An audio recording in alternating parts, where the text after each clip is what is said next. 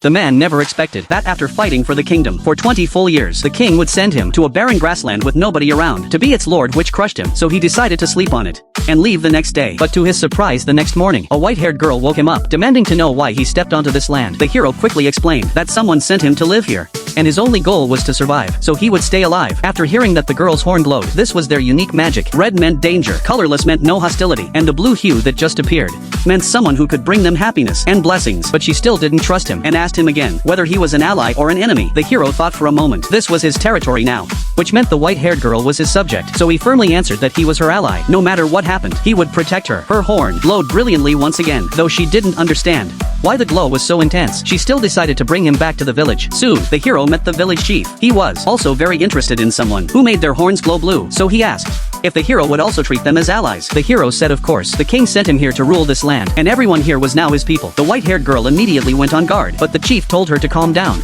and asked the hero to explain how he became the lord. After hearing about his military achievements and how he got sent here, the chief let out a sigh of relief because they were not actually under the hero's rule. Their race had been at war with the hero's kingdom for years, all for control over this very grassland. Then 50 years ago, they lost and were forced to leave. The hero was curious if they had fled. How were they still living here now? The chief explained that their horn stored magic power, which allowed them to use various spells, one of them being a concealment spell. That power could hide the entire village. That was why the hero didn't see anyone on his first day here. And besides concealment, the most commonly used was soul detection, magic which could tell friend from foe. The hero gave off a very rare blue glow, meaning he was someone they could get along with, so they were willing to help him become the lord and would provide him housing and food. But in exchange, he could never tell anyone about this village. The hero agreed, as long as it didn't cause conflict with the kingdom. The villagers could live freely on this land. The chief was very satisfied and told the white-haired girl to take care of the hero and help him get used to life on the prairie. She immediately refused, but the chief said, "You brought him here, so it's your responsibility." The next day came quickly. The hero's yurt was already set up.